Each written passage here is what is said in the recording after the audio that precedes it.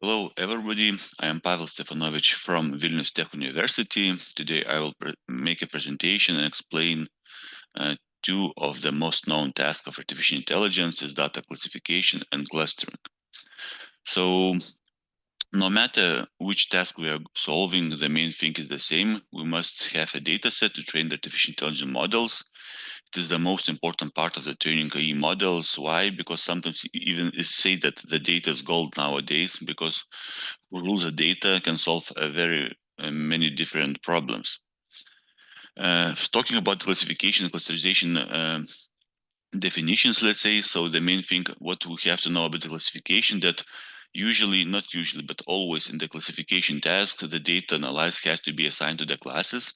So, for example, if you have to make a classification algorithm, which one, for example, can recognize is in the image a cat or dog. So simply you have to mark the data and show what is a cat, what is a dog, and the algorithm is trying to find the characteristics of each data and each class and just simply representing it. So it means that if you're labeling the data, the algorithms can know what is, for example, important for one group and what is important for other group. And the accuracy of the models, trained models, can be easily measured. So if you, for example, have a models training data where you're just simply training the data models, you need to have a testing data part, which is simply giving to the models, and he's saying, I guess it's a cat, for example, and he said, okay, it's a cat. Was so you just correct one, and we just simply calculating how many correct recognition he's made. So example of the classification could be determine whether a person is sick or not, recognize a cat or a dog in the image, the mood in the text, recognize, for example, it's a positive mood or negative mood, and so on and so on and so on. In the clustering part of the methods, data has no classes and is not labeled. So it means that usually the algorithm is calculating different similarity measures and trying to find that what is let's say characterize the one group and the other group. So he just simply calculating the measures and trying to find similarities or difference in the data. So in this case, the data is not can be not very easily estimated the quality. Why? Because usually there's some kind of methods or some ways how to measure the quality of the clustering results, but usually it depends on the researcher and he has to make the decision the last one. So example could be grouping the animals by similarity and so on. So there are various methods and algorithms that could be used in the above task, classification and clustering. So for example, in classification, you can use naive bias, support vector machine, artificial neural networks, nearest neighbors, and so on, so on, so on. And for example, in clustering, like self-organizing maps, k-means, the most popular, and so on. So density base is also the clustering algorithm. It's just examples of algorithms, and of course, not all of them are mentioned in the slides. Nowadays, is a lot of more popular methods, like, for example, deep learning models like LSTM, CNN, and so on, or even transformers that is used for different tasks. Even ChatGPT, for example, bases like transformers models. But it's not the main aim of our today presentation. I just want to explain more difference between classification and clustering algorithms. Tasks, let's say. Yes. So what we'll be using in our example, we use IRIS dataset. This is one of the earliest datasets used in the literature of classification methods and widely used in statistics, machine learning, and other tasks. Even the clustering doesn't matter which we take the artificial intelligence models, algorithm, and so on. We can just simply play with the data, and usually it's one of the most popular data set. And if you just click that link in the slide, you can just go to that description of the data. Usually a lot of books about data mining and so on is presenting this data. So it's like a flowers biology area data about flowers, about 3 group of flowers. So totally this data set consists of 150 instances. You have 4 features, and the all features type is real numbers. So what is always important about this data, that first class usually always separate very nicely, and the second class, Iris versicolor virginica, usually forms like a little bit overlaps, let's say. So in our in my presentation, I will use one of the tool.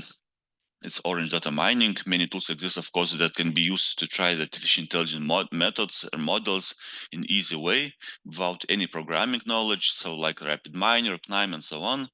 So my favorite tool is Orange Data Mining. It allows us to build workflows from different nodes that solves very artificial intelligence tasks. This tool is free and can be downloaded from this link in the slide. And the main base of this tool is a Python programming language. So a lot of what Python can. So Orange also a lot of things can be performed in that tool. So suppose we analyze the iris dataset flowers that I just presented a little bit early, and I just visualize it as a scatter plot diagram by two attributes of the data. So let's say I just click on my laser. So if I just look to this image, it's kind of hard to understand what is one group, what is the other group. So maybe I guess that this group, for example, this one is the first group class of the flowers, and maybe second one is some here, I don't know, somewhere. So it's kind of hard to understand which class is in this image. So if I just hide the labels, so for me it would be like just two groups, one group and second group. If I put the labels of original data, I can see that, for example, Iris first class was in this corner, the second one was red one, and green was also in the top of the image. So a little bit, like I said before, so some instances of this data set, like second and third class, a little bit overlap and is showing in this place. So just you have like a little bit red, a little bit green in the middle, so just a little bit overlapping. So if I use, for example, Kamin's algorithm, one of the most popular classification algorithms, he just simply groups the data. Of course, the color change, but the color doesn't matter, doesn't have importance in this image at all. So he just make that thing that it is a one cluster, and the second cluster is like here, and the third one is cluster here. So just a little bit more overlapping in the middle. If I compare this original data, which was just simply visualized without any clustering algorithm, just simply make a visualization of the data and make a clusterization using Kamins. So this one group is like perfectly separated. Anyway, algorithmic Kamins understand that it's a first class. It's like I said before, it's very nice separated class, and he just simply form a one group.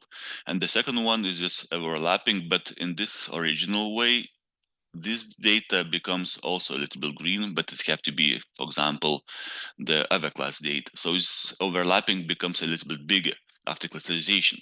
So like I said before, clustering algorithms just simply calculate the distances between data. So naturally, he make more mistakes than a human eye or just original data. So it have to be like this. So if I go to the orange, we can just simply make some kind of example and just say what I can show. So I just simply can show you example how to make the easy way clusterization in the orange tool. So if I just simply click my software, Orange Data Mining. So I just show you example how it's easy to cluster the data using the Orange Data Mining tool, just to explore the data that and show that I was not lying and that all the images which I obtained is just obtained not from somewhere I just draw it or something like that. I just simply use a Kamins algorithm to simply make a clusterization. So what this tool has, I will not make a tutorial of the tool, but just he has like a data tab with everything what's related to data import and so on. So it's always about the data. Transform is always about that. For example, I can just filter not needed data, visualize about visualization, model about classification algorithms, evaluate if I would like to evaluate the model's quality, and supervised is everything about the clustering algorithms, and text mining is just additional tool to analyze the text data. So for example, I have a data and I have a data set node. So this dataset node, what it's doing, he just simply allows me, I just make a little bit zoom, he allows me to import a data from that Orange Data Tools repository, let's say. So if I just click, I can see that it's a iris data, for example, Senti news data, and so on, so on, so on. So in this case, we use iris data, and all description is also given in this model. So just simply clicking, double click, and we have the iris data set. Double clicking and nothing more. So now if I just look at data table, I can look to the data, how it looks. So for example, data table, I can see that it's iris setosa first class, this attributes, it is versicolor second class, and so on and so on. So if I make a transform, visualize and scatter plot, I can just simply see what is inside this data. So I just click and see that image which was presented in my slides as well. So it just simply, if I just same color, it will be just a gray colors, nothing more. So it just original classes which are obtained, just simply not obtained, but just simply represented and just showing in the color form, nothing more. So if I would like to cluster the data, for example, in unsupervised, I just select the uh, commits. I just, where's my commits, yeah. And just simply I use a visualize one more time. So I just visualize the commits results, nothing more. So in this case, I just simply make a line. And what I have to do, I have to select how many classes I would like to have in the data. So suppose I would like to have a three groups. So just clicking fixed three groups, and he just make me a three groups. So just showing what is the results, and we can see that the image is like a one group clustered, second group clustered, and so on. So what is special about Kamin? So just simply if I use, for example, from 0 to from 2 to 8, he just calculating and finding the best optimal way how many clusters should be used in this data set. For example, in this case, he just suggests that the best way is to use 2 clusters. So let's say we have like two clusters. He just made what I said before early. So we have like one cluster is usually separate very, very nicely. And the second one, he makes like a very huge cluster. So like I show in this image, so it's kind of hard to understand. And for me, it's also looks like we have like a two just groups if I just look into this image. So Kamins also thinks that the best way to cluster is to merge these two classes to one group, let's say. So it's an example of clusterization. So he just simply make by his own that all groups. And the second example, what is more complex looks at least, is about classification. So what's the point of the classification? Like I said before, he just simply have to train the models to recognize what will be if I have or if I fed to the model a new, for example, instances. He have to recognize what is the prediction and make the prediction. For example, if I have a system where is trying to understand the mood in the text, so if I have a model who's already trained and I just pass a new text, he have to decide if it's positive, negative, or something like that. So to form this one, we just simply use again the orange. And if I just click on the same example, and suppose I just simply this one I just delete, and to use transformation, and there is how it's called split data, but I doesn't see it where I just put it. Split. Select. It doesn't see where I just put this one. Split. Data form. I doesn't see where I just put it. Select. Unique use. Apply. Data sampler. This one. Nope. Yeah, this one. So just splitting the data. So let's say we have just simply taking a proportion. So 8% will take to the training models and 20% will go to the testing models. So what does mean that if I just click like this and I just make two tables, one table and second table, this one, it will be my 80% of the data, which I just simply use to train the models.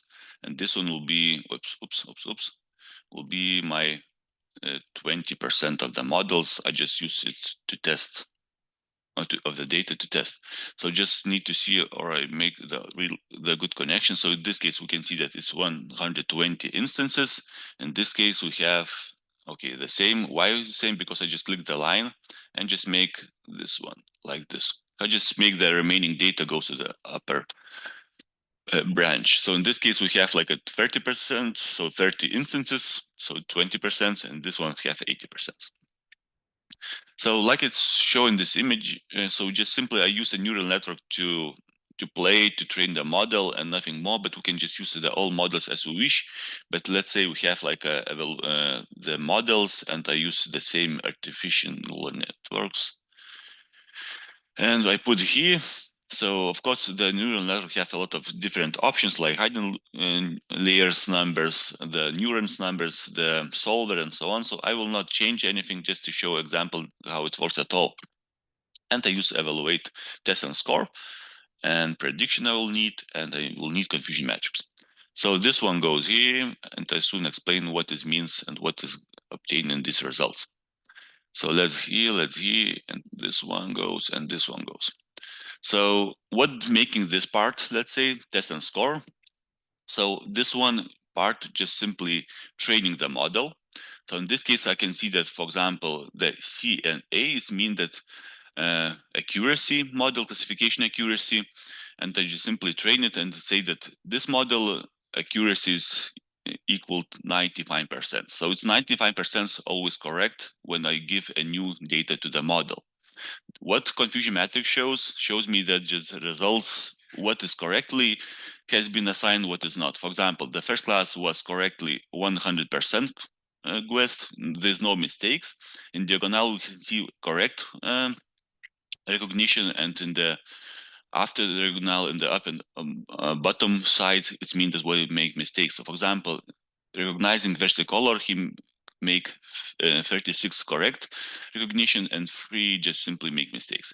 And in this case, we have 2 mistakes and 36 also correctly recognized.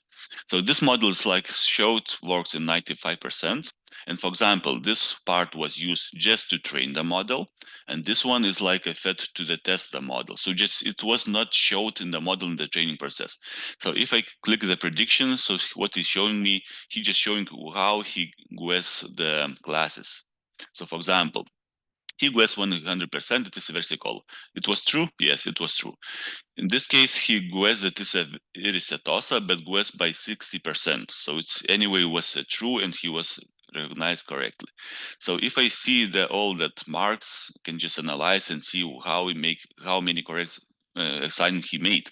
So in this case, I just saw that 97% was correctly tested data um, assigned to the right classes. So it means almost the same, that the training model accuracy was like 95%. If I fed the testing data, he also make a correct recognition and make like about 96%. So it means that models works almost perfectly, because in real environment to get 100% almost impossible. So to summarize, it doesn't matter what data we use, numbers, text, images, and so on. We can apply it both methods, and classification and clusterization algorithms. But in the case of the text and image data, we just simply have to more play with text preprocessing, image preprocessing stuff, and so on and so on. When training artificial intelligence models using classification algorithms, we need to have a data labeled, assigned to the classes. Doesn't matter what will be spam, not spam letters, sentiment, for example, positive, negative, animals, cat, dog, mouse, or something like that. In the clustering algorithms, we just simply have to trust the algorithms usually, and just understand and to see that he just simply making this groups from similarity of the data by his own. He just simply calculate, for example, Euclidean distance, for example, cosinus similarity, and other measures, and just simply algorithms built like this, that they trying to find similar data, similarity in the data or difference, and just showing in that visual form, or simply just giving some kind of tables where just each data clusters are formed, and so on. So just everything what I would like to say about classification algorithms and classification models creation is done. So I hope you just simply understand the basis, and just I recommend to try to play with the orange data mining tool, and to try by yourself to play with the data and try to classify and to cluster in the data. Good luck.